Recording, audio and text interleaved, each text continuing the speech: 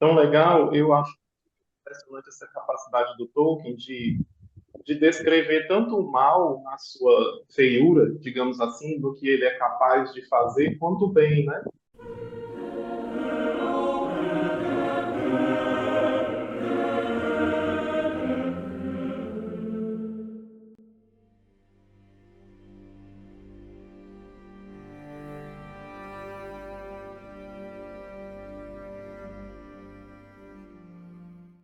Uma vez eu vi um autor falando sobre isso, não lembro bem quem era ele, né? E ele disse que o surpreendente no Tolkien não é só ele criar personagens malignos, né? Assim, aquela personalidade característica do mal, mas sobretudo personagens bons convincentes, né? O Tolkien ele tinha também essa capacidade de criar personagens bons que não eram meros estereótipos, mas aí cita o Faramir, né? Com a personalidade dele, cita o Aragorn, então personagens que são essencialmente bons, mas que têm os seus dramas pessoais, né? Que têm suas próprias fraquezas e medos, né?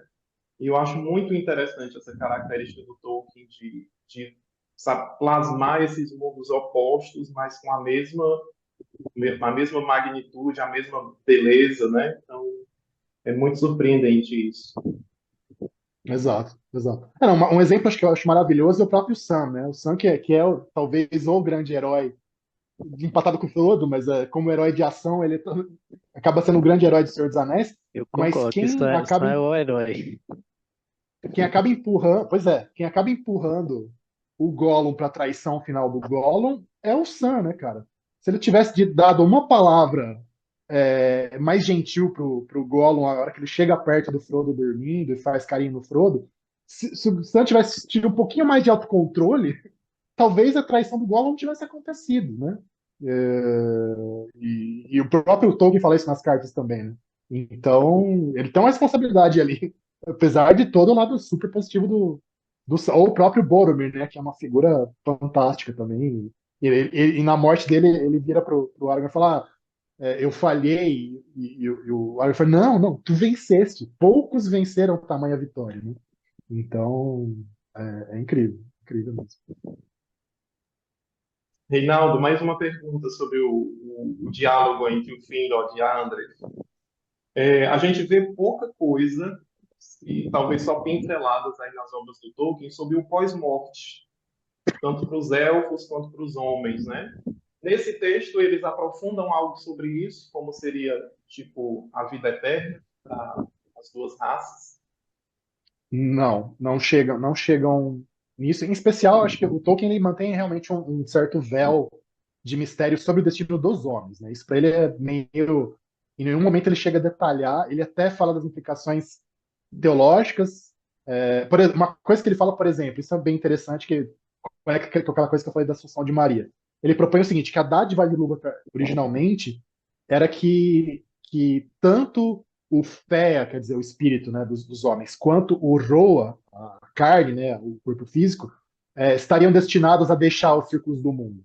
Né? Então a tragédia causada pela queda dos homens não era a morte no sentido de deixar o mundo, mas sim a morte no sentido da separação entre corpo e espírito, entre fé e Roa. Então, nesse ponto, ele detalha o que seria, na verdade, a morte original, entre aspas, dos homens. Né?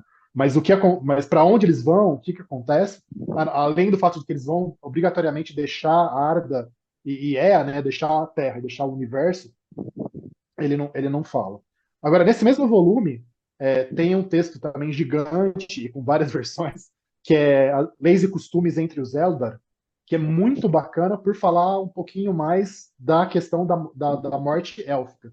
Então, desde o ponto de vista, o que acontece para os elfos voltarem à vida, então tem uma versão na qual os elfos reencarnariam, entre aspas, como bebês e cresceriam normalmente até quando chegarem à vida adulta e aí lembrarem da sua vida pregressa, ou uma outra versão que eles ganhariam um corpo novo já adulto.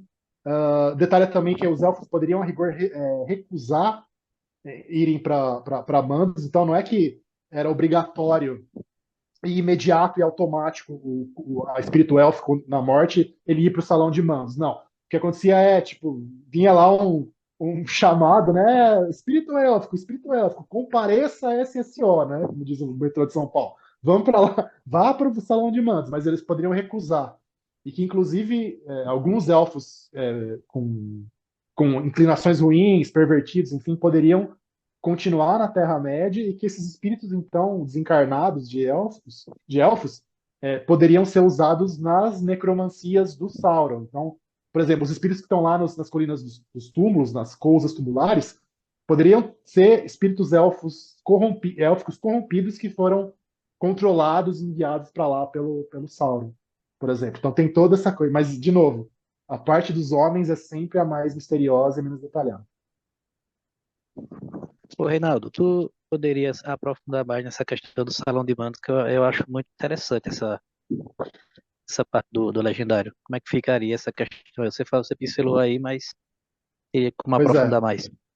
Deixa eu ver se tem mais detalhes que eu deixei de lado. Uma coisa interessante também é que para os próprios elfos que aceitam o chamado e vão para o Salão de Mandos tem um certo aspecto de purgatório, também, no sentido de que não é, foi para lá e já vai numa linha de montagem para um corpo novo. Não. Depende muito da situação que esse elfo passou ao longo da vida, dos seus atos, da sua personalidade e tal. Ele precisa passar lá um período realmente de reflexão e de purificação antes de voltar para a vida corpórea.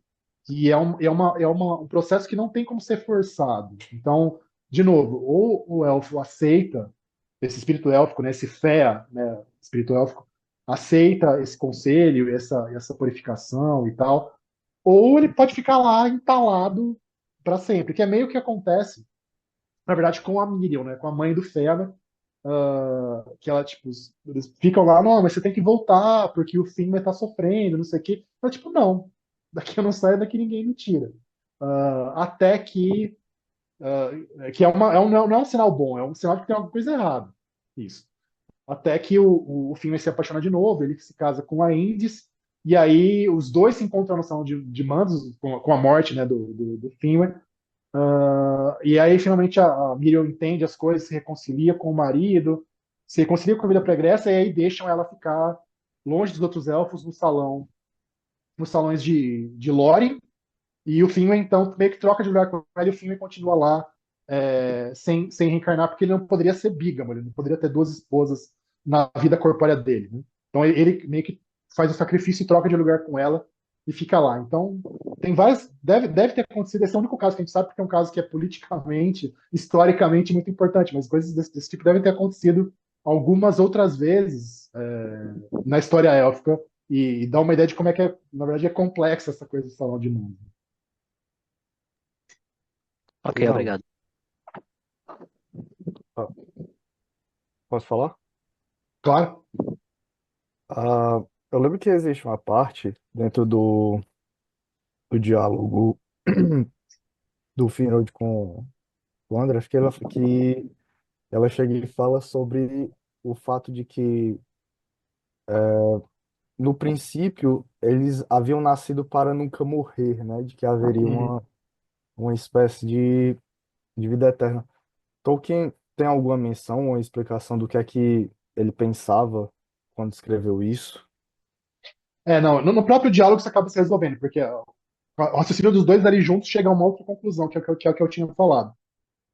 Na verdade, a ideia é que haveria desde sempre realmente uma morte, entre aspas, no sentido de deixar o mundo, uma morte dos homens, só que ela não envolveria a separação do espírito e da carne. Ela envolveria uma ida do espírito junto com a carne para fora dos círculos do mundo, para junto de Ilúvatar, né? E aí o Tolkien fala o seguinte, que então esse modelo original da morte humana no Legendário seria o modelo que seria representado pela Assunção de Maria, que seria a única morte que a gente sabe, né, pelo dogma católico, obviamente, né, para quem acredita no dogma católico, de um ser humano sem pecado que deixou a existência terrena. Então, como que isso aconteceu? Subindo de corpo e alma ao céu. Então, era assim que deveria ter sido a dádiva de Ilúvatar.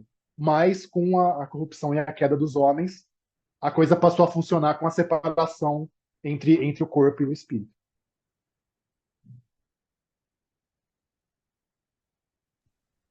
Reinaldo, já que a gente está num tema de, a gente pode dizer assim, de uma escatologia élfica da Terra-média, Exato.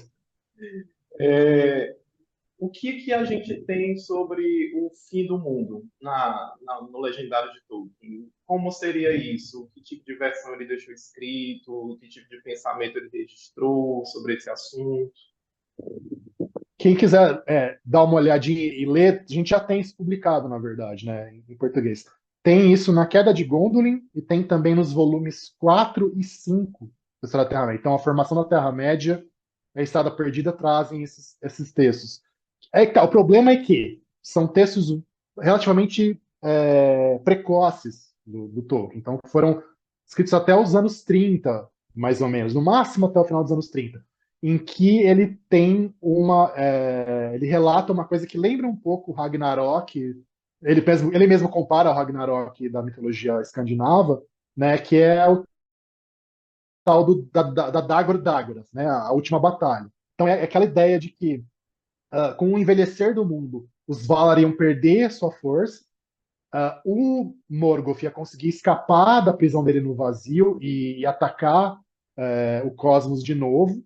E aí, na época se chamava Fionwe, né? No Silmarillion mais recente é o Eonwe, que é o arauto do Manwë. Na época o Fionwe era o filho do Manwë. Depois o Manwë deixou de ser filho. Então, o Fionwe barra Eonwe e o Túrin Turambar, retornado da morte, os dois juntos iam enfrentar as forças do Melkor, e a espada negra do Túrin é que ia matar o Morgoth em definitivo, né? E com isso, então, os elfos e homens iam todos ressuscitar, as árvores de Valinor iam também ser recriadas com a Silmaril do Fëanor, o próprio Fëanor ia quebrar a Silmaril para ressuscitar as árvores, e nessa luz das árvores renovadas, os Valar iam rejuvenescer, e você ia ter meio que um novo céu, uma nova terra.